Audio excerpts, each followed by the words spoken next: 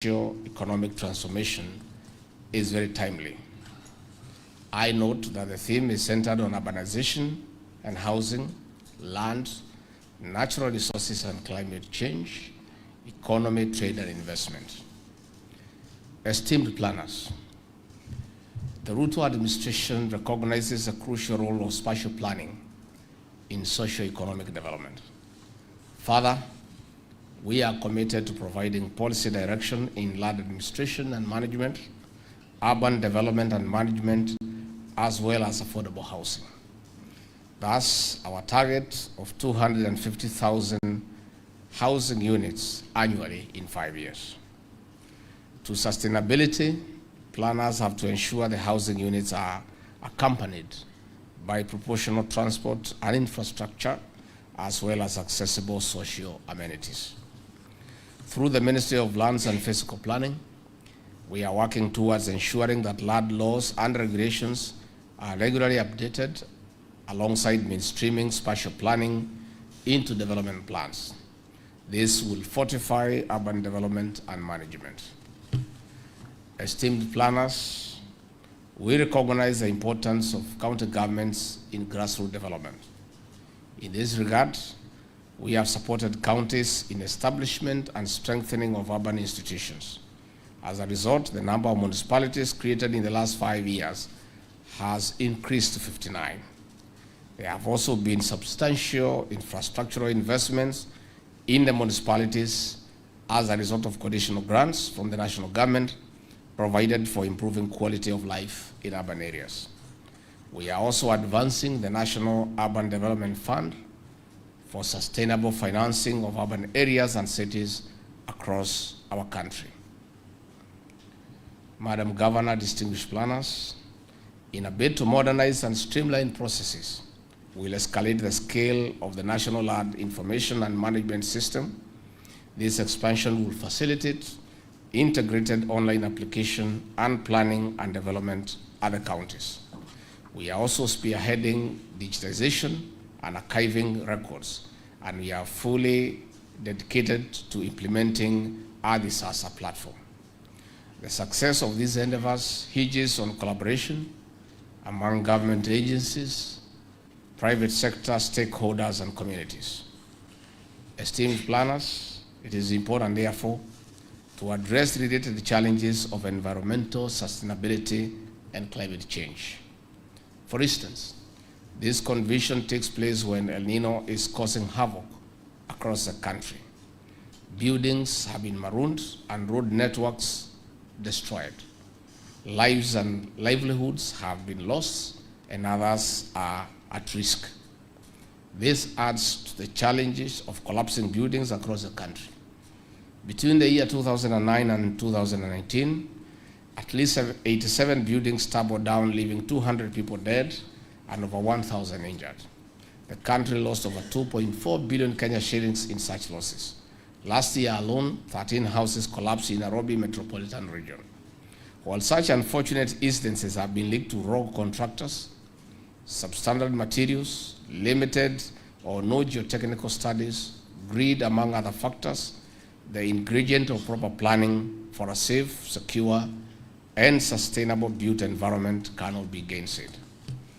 Distinguished planners, this conference, therefore, should delve into harmonization of climate financing with planning, building resilient urban communities, sustainable land and resource management, among others. While the immense untapped potential in the blue economy, our administration will work with the Institute of Planners and other partners in addressing challenges in this sector and harnessing of maritime spatial planning for sustainability. In addition, the digital economy presents transformative opportunities for streamlining planning and management of data for informed decisions. On this note, I wish you a productive discussion and declare the 17th Annual Planners Convention officially open. Asanteni sana. Acha niongee kwa ile lugha rahisi, kizungu mingi imeandikwa na hii watu wetu. All the people who help us are very complicated. They write difficult things for those who are listening and those who are reading. I just wanted to say that our administration, led by Dr. William Ruto and those of us who help him in the management of the affairs of this country, adhere to the maxim that failing to plan is planning to fail. That we are there, we are on board. And our administration is anchored on planning. And we used to say during the campaign trail, kujipanga. Kujipanga is planning. Our whole governance structure as an administration is on planning at any level, at the family level, at the hustlers level, at your level, at every level. Planning is key, is critical. Planning is a key and critical component of our development as a country. All the things that have gone wrong in this country is lack of good planning. The situation we face today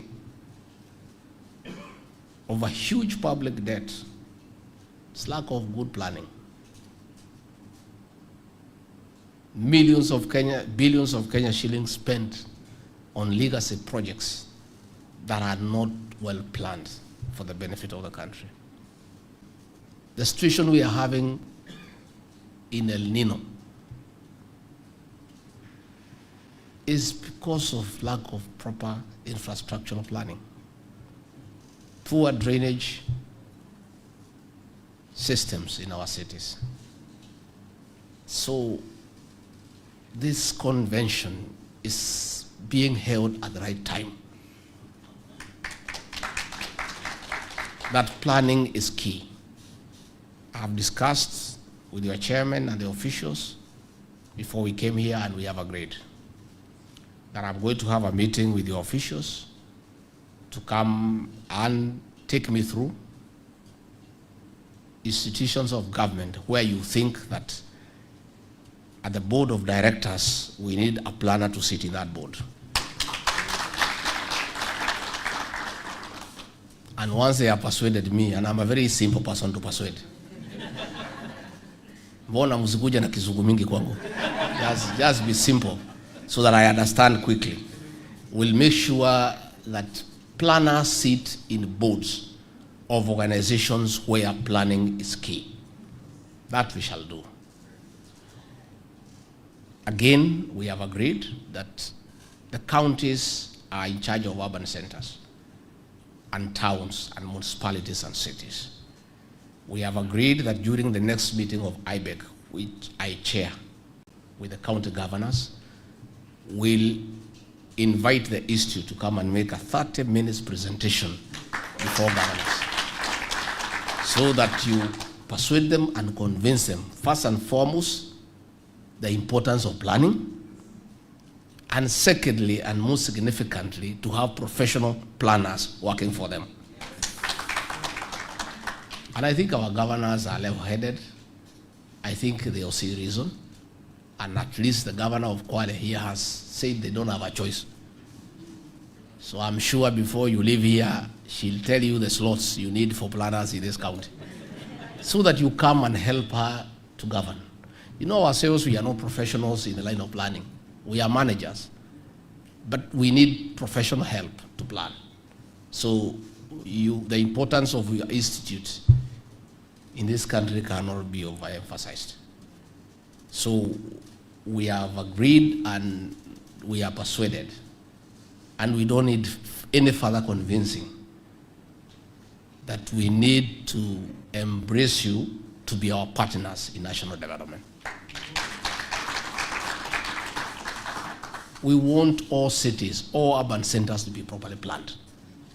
Let us not have haphazard developments that have no supporting infrastructure. It is you people to help us to do away with the traffic jam. It is you people to make sure that there are social amenities. Buildings don't just come up and there are no playing grounds for our children. there is no supportive sanitary and sewage system. So I want to say that this convention is very appropriate, and we are happy to be here, and we seek your partnership in that area. As part of our strategy to plan and to make planning our strategy for national development. Yesterday, the President chaired the cabinet to plan for El Nino. And we came up with a strategic plan on how to deal with this emergency. First and foremost, we want to appeal to the people of Kenya to be also responsible. Out of the 87 deaths that have occurred due to El Nino, 37 of them is by drowning, not floods getting you to your house, by you going to where the floods are and daring nature. Kenyans are crossing rivers when they can see the waters are menacing and they are rough. And they still insist that they are in a hurry to go somewhere, and they never reach there. I want to appeal to the people of Kenya, wherever they are, also to be responsible. As much as they're asking the government to intervene, how do we intervene when you get into a river and you can see the way it is flowing? We want to appeal to the people of Kenya to take care of their lives and to know that they have families. And there are other people, if they don't care about themselves, there are people who care about them. Let us exercise responsibility. Let us not be adventurous. Let us not try to cross a river that you can see that it is dangerous. Number two, we have instructed our county security and intelligence teams all the way to the sublocation to put measures into place to assist Kenyans not to be irresponsible. Let our officers not allow people to drown themselves. Let them also help them by stopping them. Again, we have put aside 7 billion Kenya shillings from the Civil Contingency Fund to intervene in terms of supply of food, interventions in health, provision of mosquito nets, and other drugs to deal with contaminated waters. We are also supporting the Kenya Defense Forces with resources to continue providing air support by getting food and taking to areas that are not accessible. We are also giving resources to the Ministry of Roads and Transport to restore roads that have been cut off to enable supplies reach their destinations. We are enabling them to come up with temporary bridges where they have been cut off. We are also helping the Ministry of Water to deal with the dams that are likely to have a spillover that is dangerous. And we want to ask Kenyans near dams to move to safer grounds. We want to ask Kenyans also to listen to the various alerts that are being given and comply accordingly. So we have put 7 billion shillings from the Civil Contingency Fund as an intervention. We have also tried to help the counties, not directly, because it's important that we clarify, because sometimes people hear what they should know, what they want to hear. Through the division of revenue bill, we share monies with the county governments. They take a certain percentage, the national government retains the other percentage. From their shareable revenue, last week, we released 10 billion shillings to the counties as part of their shareable revenue, and we are requesting them to consider applying some of that money for El Nino interventions. This week, we shall again release another 10 billion to the counties, not specifically for El Nino, but as part of their shareable revenue. And we are requesting governors to apply their minds and see what they can do with that money, what they can reallocate to save lives. And I want to take this opportunity when I'm in Kwale, not because the governor is here, but because her and her government have intervened proactively for the people of Kwale. She has used funds to save lives, and I'm requesting other governors to follow suit, because it's responsible governance to consider what your people are going through, the resources at your disposal, and make a conscious decision to apply some of that money to save lives and livelihoods, and other things can wait when things get better. And that is an appeal we continue making. Again, I want to ask the county governments to continue unblocking drainage systems. And I again want to thank the governor of Kwale, the governor of Nairobi, the governor of Uasin Gishu, the governor of Nakuru. They did a fantastic job. And that is why you see Nairobi, despite the ravaging floods, we are not having a situation that is unbearable. I want to ask the county governments again to continue unblocking the drainage system so that water can flow and it doesn't become a danger to the residents of those areas.